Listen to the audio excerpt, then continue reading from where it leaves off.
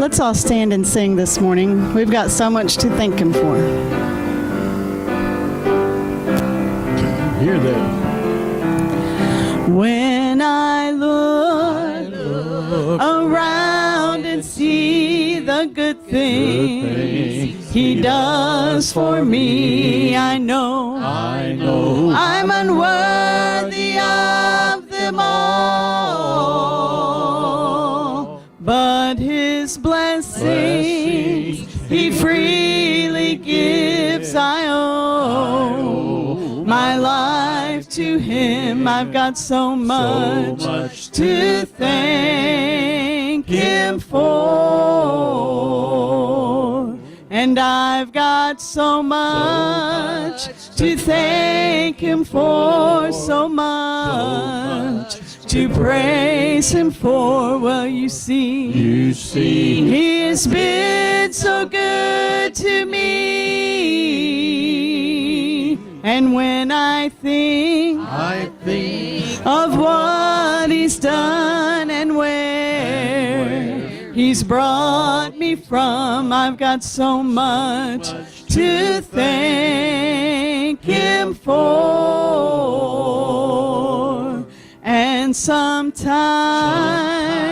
while on this way I kneel, I stop and say thank you for all you've done for me. And one day I'll reach heaven's shore. Oh, please, just let me kneel once more. I've got so much to thank Him for, and I've got so much to thank Him for, so much to praise Him for. Well, you see, He has been so good to me, and when I think of what He's done and where He's brought me from, I've got so much to thank Him for. And when I think of what He's done and where He's brought me from, I've got so much to thank Him for.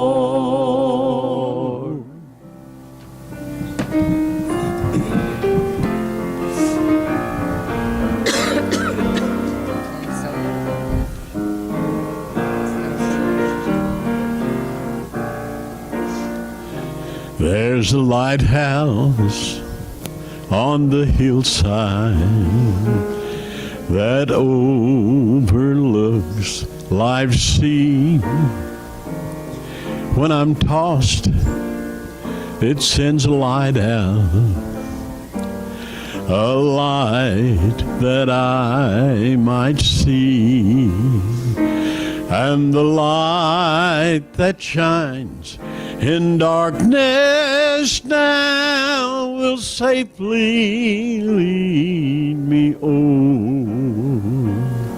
If it wasn't for the lighthouse, my ship would sail no more.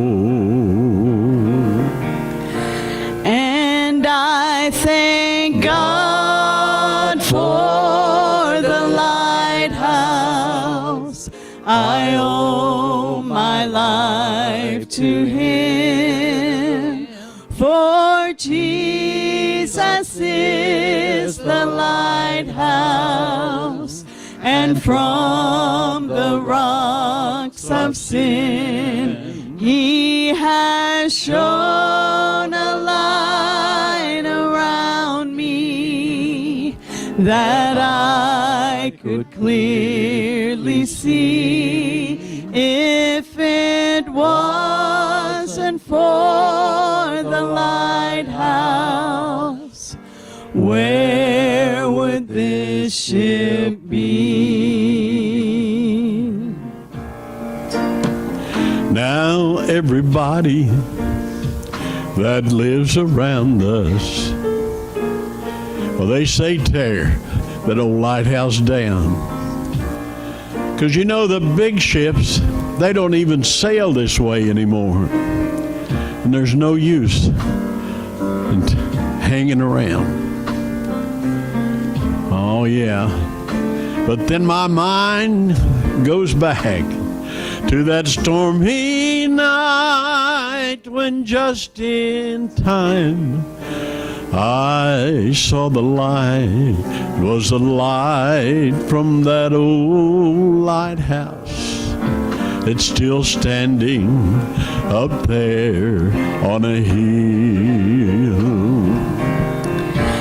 And I thank God for the lighthouse.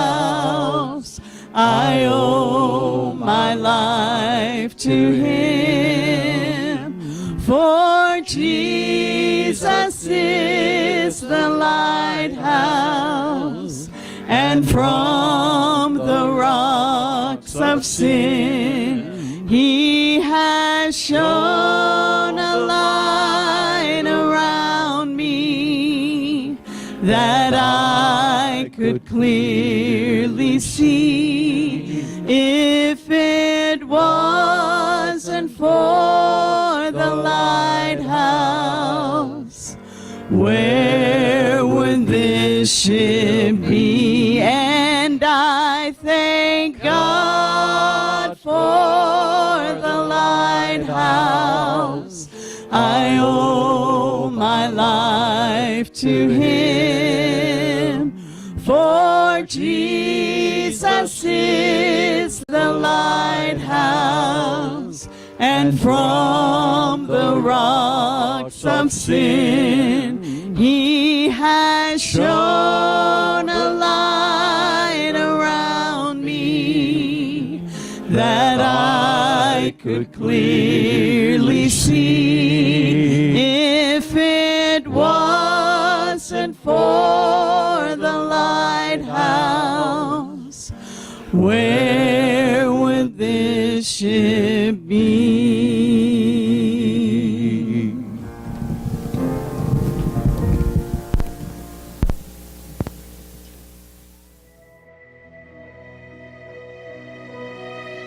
These are my actions, keyword being mine. My life doesn't affect yours, and yours doesn't affect mine. It's my God-given right to live for you. I refuse it, you can't tell me what's right, because it's my life to choose. I party when I feel like. If you don't, that's fine, but if I'm limited on my days, I make the best of my time. So take a chance, a risk, and have fun. It ain't a crime, because life was made to live, and I can't let you ruin mine. But you lead your path, and I will be fine, because my choices affect my life. Don't boy the vivid lie, because what I do doesn't affect you. Take that and be wise, because your opinion has no say here. You don't preserve that right when what I do is for me, and it is clear in my sight that you can't tell me nothing, because everything's alright, and you can't tell them that they're wrong when what they're doing's right in their own eyes.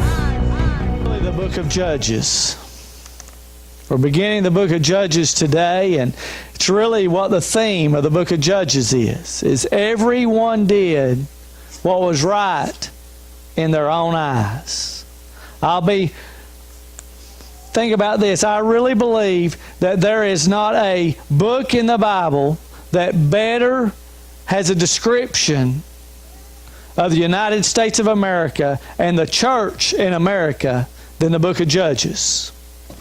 I believe with all of my heart the attitude of the individualistic society that we live in, and the individualistic way that we perform and do and attend church, is that we have this ideal that everyone does what's right in their own eyes, and nobody's going to tell me what to do.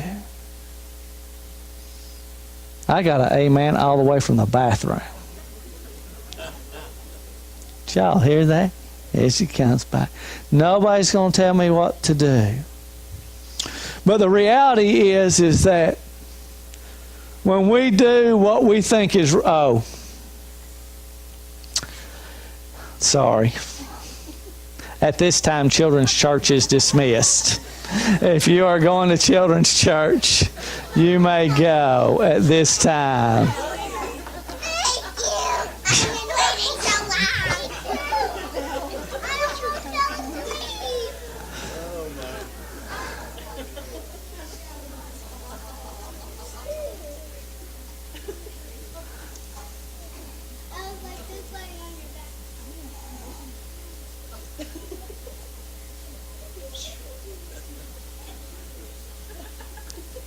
All right.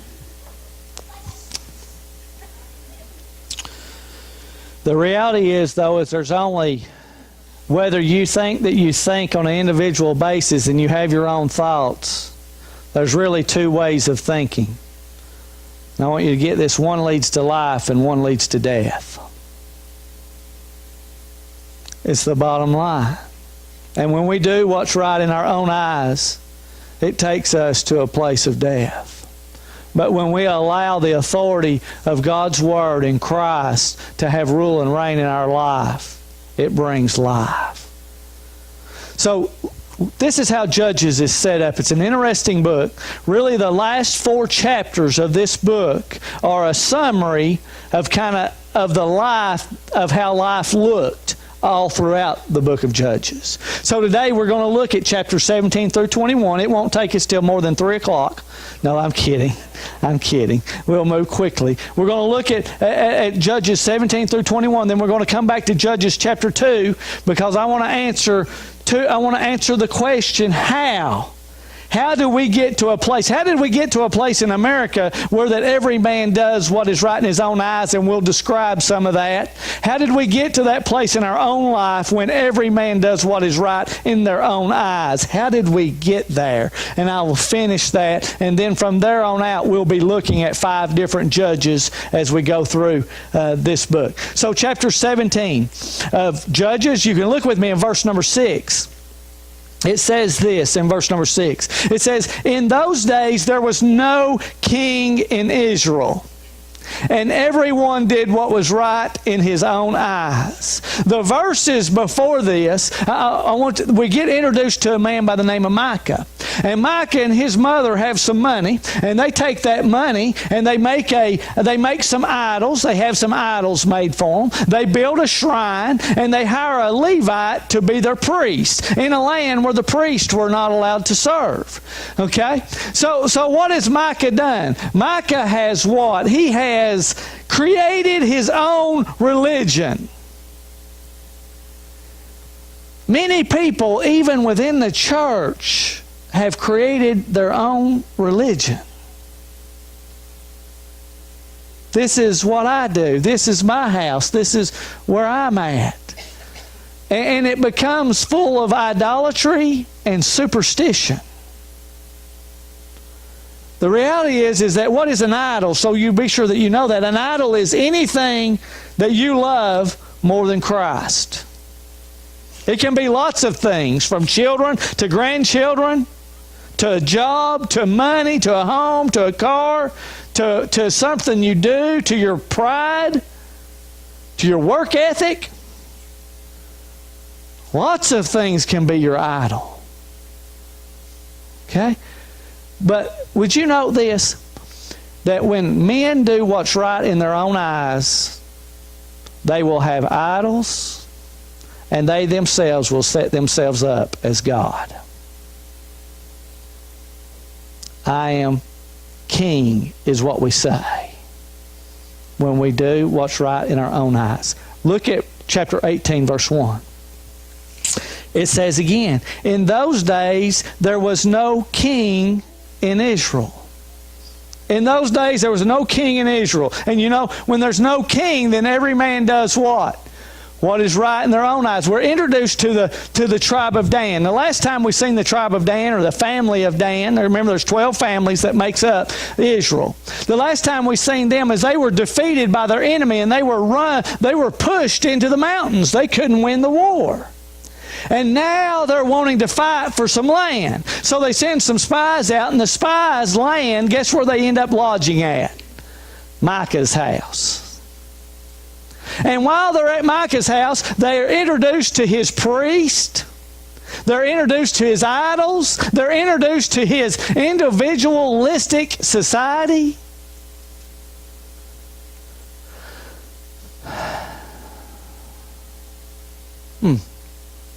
I got a nail on that just a little bit, because I really believe that the move that God is doing through the shelter in our community is caused because of the unity of the believers in our community. You remember Psalms 133:1? When God's people dwell together in unity, God commands the blessing.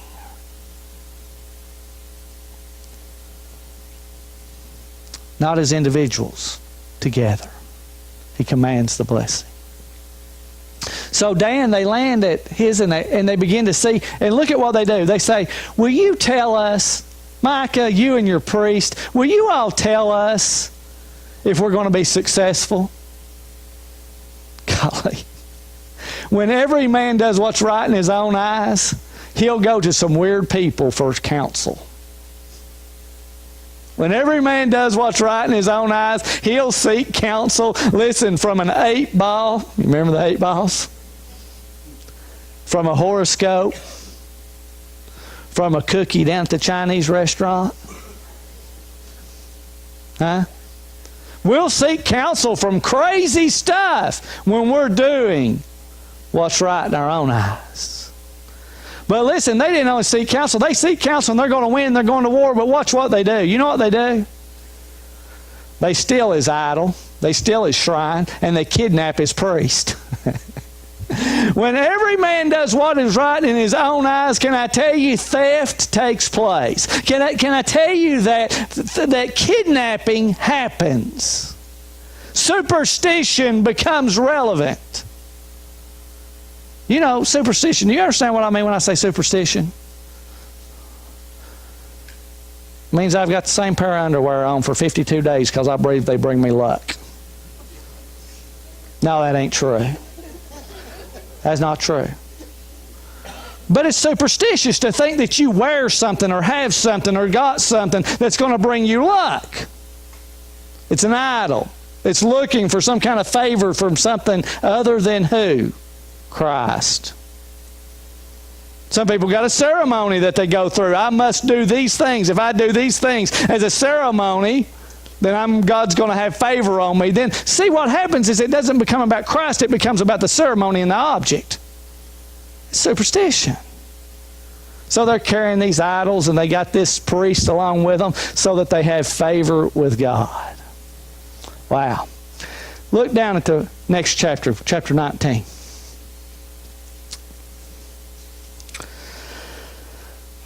In chapter 19, we're introduced to a Levite and his concubine. I want you to get this. The concubine is what? Do y'all know what a concubine is? It is a wife who receives no inheritance. All you ladies want to sign up? Don't sound like a good deal, does it, Amy? Nothing right about that. That's what it was. A concubine was a wife who received no inheritance.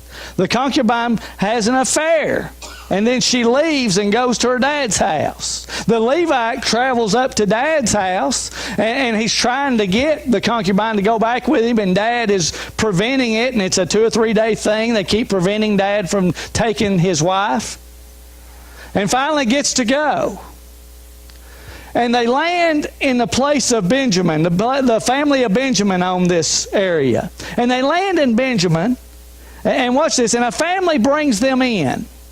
And when a family brings them into their house, then all the people around come and begin to knock and pound and press and push in on the door. And they're saying, we want the Levite. Bring the Levite out that we may know him. They wanted to have relationships with this Levite. When every man does what is right in his own eyes, anything goes. When every man does what is right in his own eyes, would you think about this? The father of the home said, no, don't take my friend. Listen to this. But take my virgin daughter.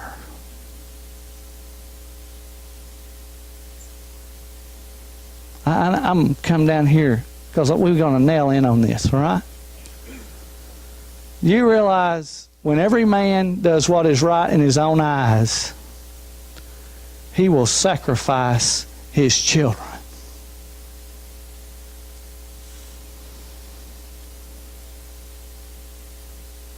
Listen to me. He will sacrifice them on the altar of addiction. He will sacrifice them on the altar of selfishness. He will sacrifice them on the altar of, I'm doing what's right. Look at me, pride. Children are sacrificed when every man does what's right in his own eyes.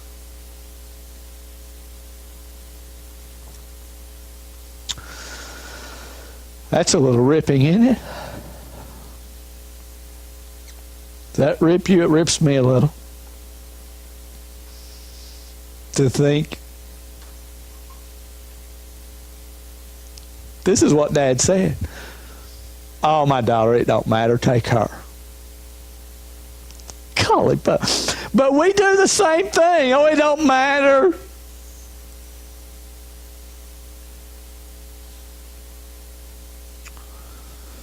You want me to press in here? I don't know if you want me to or not.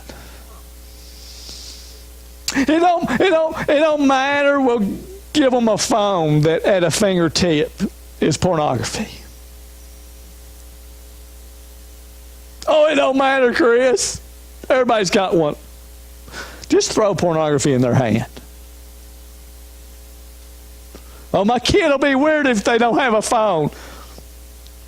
They'll be weird they get addicted to porn. We sacrifice. You know what we sacrifice? We'll sacrifice our kids to be accepted by the community. Oh, hello.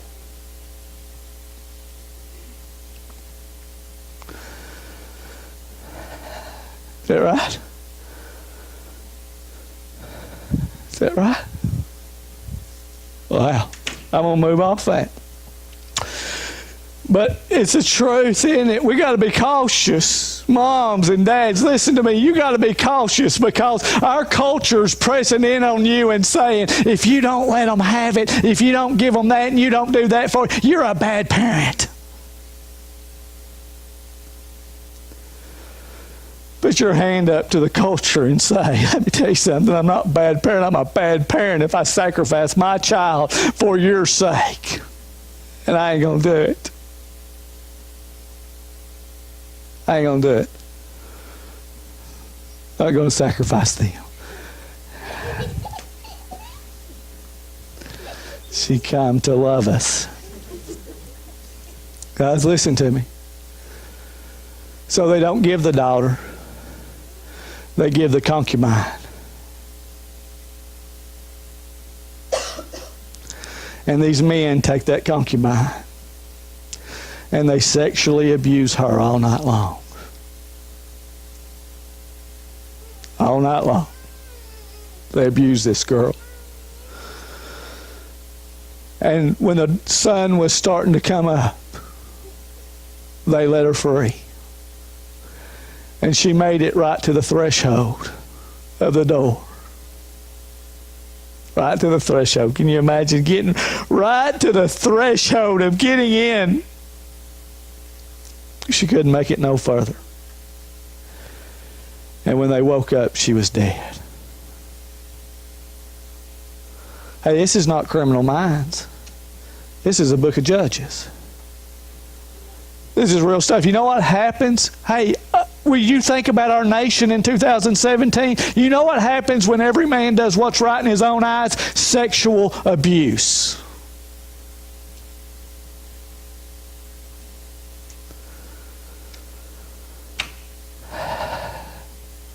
It's real, isn't it? It's loud. You know what else happens when every man does what's right in his own eyes? Death. Life doesn't matter. Would you think about this further with me? They take this body and they cut her into 12 pieces. Hey, this is not Jeffrey Dahmer stuff. This is Book of Judges. Read it. They cut her in 12 pieces. And they ship her body parts to all the rest of the family. And they say, would you look what our brother Benjamin has allowed? They rise up. Man, when will America forget America. When will the church rise up and say, enough's enough? Enough's enough. Why are we going to sit in these walls and continue to allow? One of the favorite stories right now that I think's coming out of the shelter right now is a little girl by the name of Katie. So damaged. So selling herself for her addiction. So broken. But come in there and could sleep and could eat. But today she's in a rehab. Today she's off that street. Today there ain't a pimp beating her up. Today there ain't somebody abusing her. There ain't a dealer abused. She ain't been abused no more. She's in a safe place. You know why? Because God's people rose up and said, enough's enough. We're not going to ignore it. We're not going to walk away from it. We're going to do something about it. It's time. It's what God called us for. Somewhere down the road, we decided that God called us to sing 3 songs, preach a sermon, and go home and watch football. I'm going to tell you that ain't what He called us for. It's much greater than that. It's much bigger than that. So then they go to battle. They're going to do something. So they go to war against Benjamin. And they really asked Benjamin this. They said, will you give up the men? Think about this. Will you give up the men that sexually abused and killed that girl? Would you do that? And Benjamin said, no way. They're a part of us and we're not turning them over. When every man does what is right in his own eyes. And when they didn't turn them over, listen to what happened. So they come to war. Then it gets even crazier. They go to war, they kill all these men. There's a few men left, but there's no women left. All the women are being killed as well. There's a few men left. And then they've made this vow. We're not going to give our brother any of our wives. But then they feel bad about the vow because they said, oh no, our brother, he don't have any wives. And we've made a vow not to give him any. Now what are we going to do? Craziest thing I ever heard. When every man does what is right in his own eyes, he will do crazy things to justify breaking his word. You know what they did? Who didn't go to battle with us? Oh, Gibeah. Well, let's go down there and let's kill all the men and all the women. And let's keep the girls who have not had relations with a man.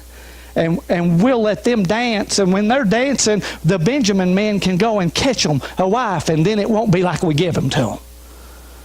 Good Lord. Who in the world thinks like that?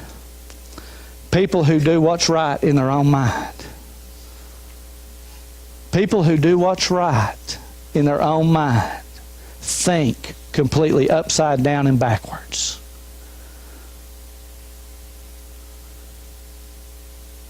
Think crazy. Reality, isn't it? The how. So Judges 21:25, you know what it says. This book ends with this verse. It says this right here.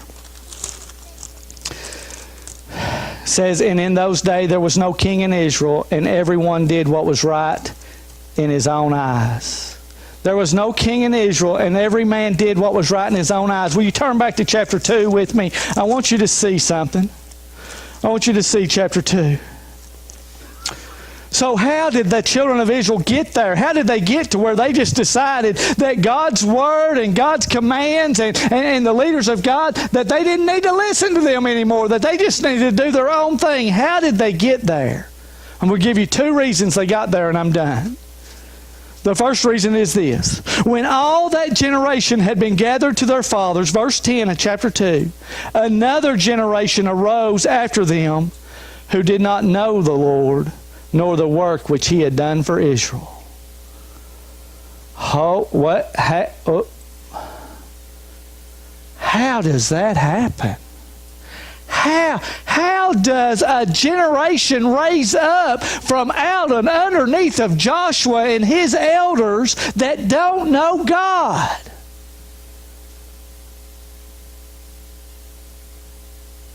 Let me tell you how. Because it became more important for those kids to fit in at school and to have a phone and all the clothes and everything that they had, instead of being right with God and knowing what God wanted for their lives. It became more important for the kids to be popular at school than it did for them to be right with God.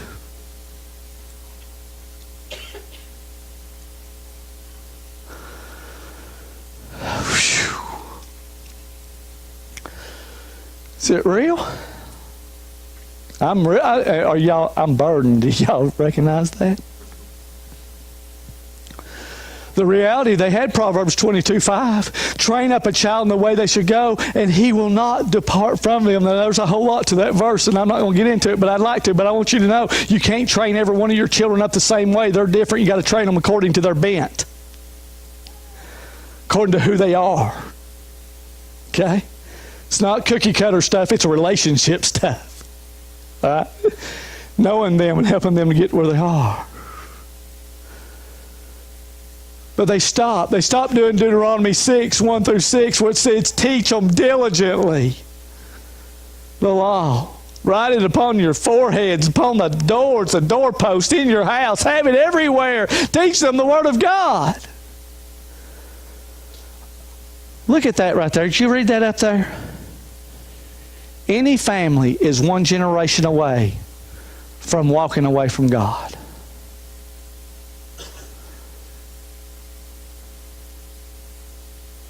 Do you realize that? Every family is one generation away from being a family that doesn't serve God.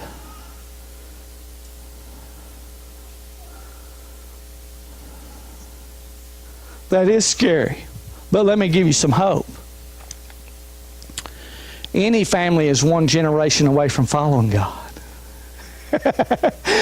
All it takes is for one, man.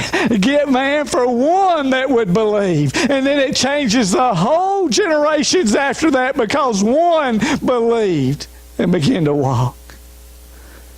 Wow. Now listen to me when I say this. I'm going to tell you a statement that me and my wife have made, and you come back to me in 10 years.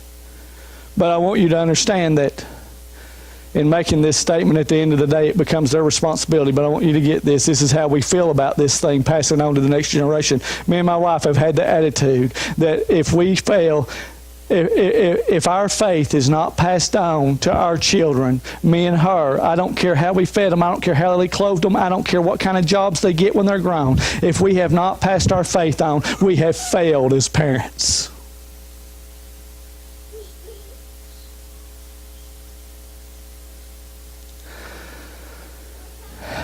Now listen to me. I realize and I know that there are some parents whose children, they were taught and they were raised, but they walked away. I know that. I understand that. And listen to me. And it may happen to me. Come back and see me in 10 years, okay? But the reality is that I know this too. That if my children stay walking with the Lord, I cannot take credit. It's what He did. If they do not, I cannot take the blame, because it was their choice. Okay?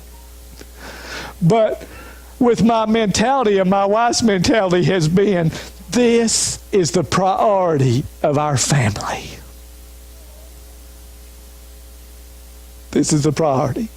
We have never cared. Listen to me. Listen to me, parents. I know I'm on this and I'm pushing in on it. But my wife and I have never cared what my mom thought, what my dad thought. We've never cared what my cousins thought. We've never cared what other parents thought. We've never cared. Because you know why? We're responsible, not them.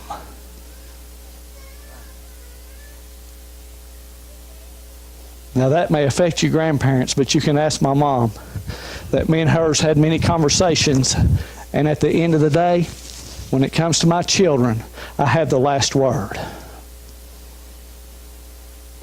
Not my mother.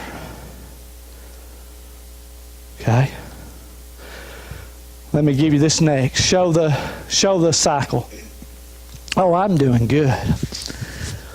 Will you look at this? This is also what happens. This might be what happens to the children who were raised and they were trained, but they walked away. Well, look at this cycle. This cycle happens 13 times in the book of Judges. Okay? Israel does evil in the eyes of the Lord. Look at what it says. Then the children of Israel did evil in the sight of the Lord, and they served the Baals. They forsook the Lord God of their fathers, who had brought them out of the land.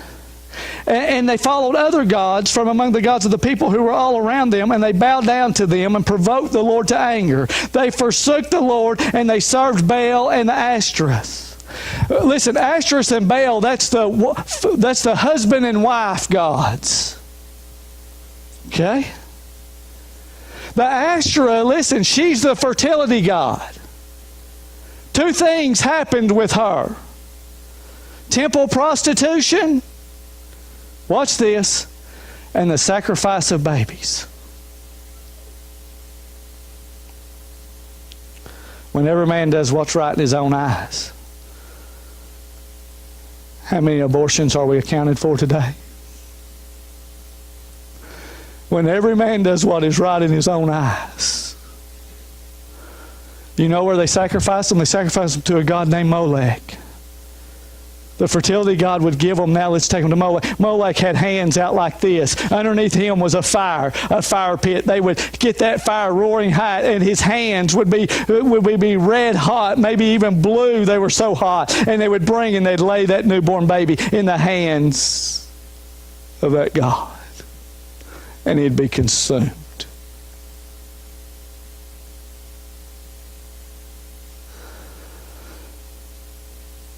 Listen to me. What do you think abortion is?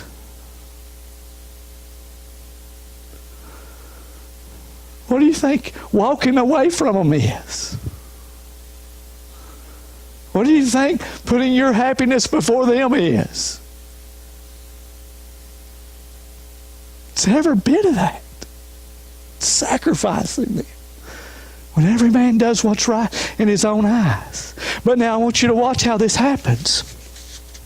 You see, we're standing here and the culture's kind of over there. And the culture's screaming in our ears and in our minds. The culture's screaming to us, it's okay, Chris. It's okay. Just do it. Man, you don't have to be so radical. You don't have to be so crazy. It's all right, Chris. Just settle down. Let's just do this. Don't have to do all that. And the culture's screaming, you have a right not to forgive. The culture's screaming, you don't have to give no money. Don't give nothing. That's craziness. Golly, Bob. And the culture's just screaming at us. It's okay. Watch it if you want to. It's okay. Have an affair. It's okay. Your wife ain't treating you right anyway. Just go ahead and do it. Man, that's what the culture's and the deal is we start moving closer and we start hearing it, and we start in our mind think, man, it's making sense. They're making sense. This is making sense. And we get to where we can hear them. We get to where we can smell it. We get to where we can taste it. We get to where we can feel it. And the next thing you know is we've been conformed to the culture's way of thinking. And the word conform means to be squeezed into their mold. and we're thinking like they're thinking. Every man does what's right in his own eyes. And we're conformed and we're squeezed into this mold. And Joshua said to them, you remember this message a couple of weeks ago? Joshua said, as for me and my house, we'll serve the Lord. Israel said, we will too. And Joshua said, no, you won't. You remember that? Remember? What did Joshua say, no, you won't for? He said, because God is a jealous God. Remember that? When we get over here in this side and we're playing and we're hanging out and we're flirting and we're just being with other gods, God of Israel says, whoa, wait a minute. Listen, he says, if that's what you want, go get it. And he walks away. What we don't know is that this culture, the end thereof is death. And life becomes miserable. Life becomes full of bitterness. Life becomes just in a ditch, so to speak, but sometimes in a literal ditch. It just becomes junk. And you thought, well, I thought they were teaching me to think right. It's the way Satan works. Satan works in a way that he makes you think God is not good enough for you. You need this. And when you come to this, death is the end. And God says, you're done. I'm done. And then you know what happens?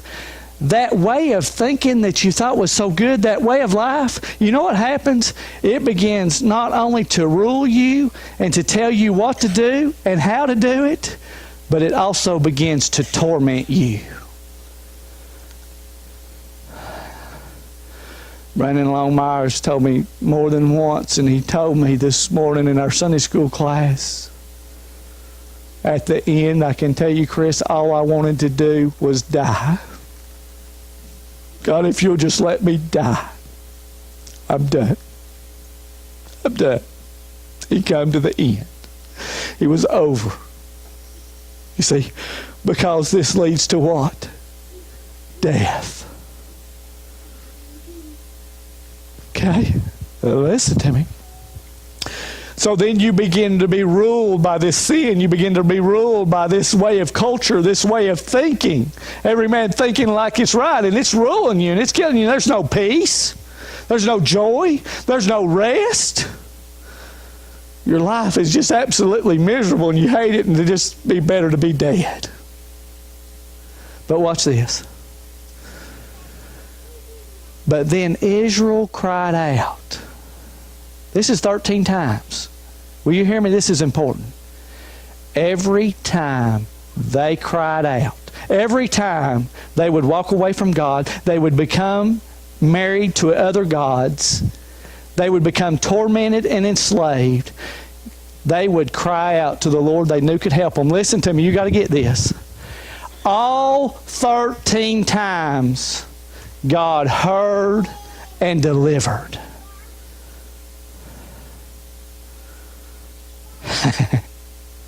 There was not one time that he said, I ain't listening to you again. I'm done with you. There was not one time that he said, no way. But every single time he raised up somebody to deliver them from their mess. Thank God. I don't know about you, but I thank God for those that God has used to deliver me from my messes. Because I've had too many.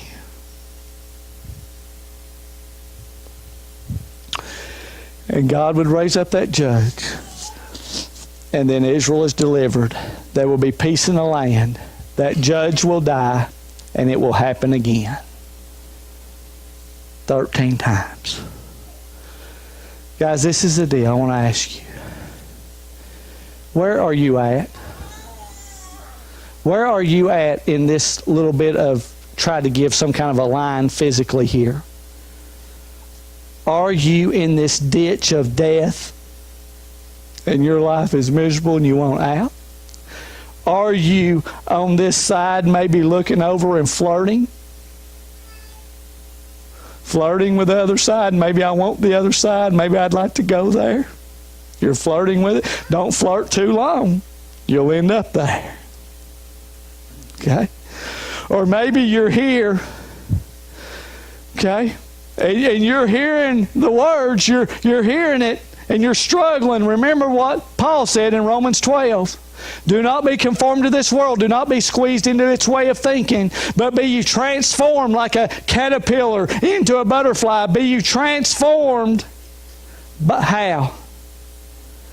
By the renewing of your mind. Philippians 2 said this, let this mind be in you, which was also in what? Christ Jesus. Guys, it's about our mind. It must be renewed because what? When every man does what is right in his own mind, in his own life, it is death. I want them to come and get a song. And I don't know where you're at, but I hope you're not like the video we showed that was where the guy said, I don't want nobody telling me what to do. I'm going to do my own thing. Brandon, I know I should have asked you before I shared some of those things, but Brandon said, you don't know how many times that I've told my parents, I'm not hurting anybody but myself. Leave me alone. So not true, was it, Brandon? So not true. The hurt that goes passes. Wow. You say, I don't know that I want to submit to Christ. Listen, submitting to Christ is life and life more abundantly. Submitting to this culture is sacrifice of children and sexual abuse. It's all of the mess. Christ is the life, guys. Let's stand. Let's sing together.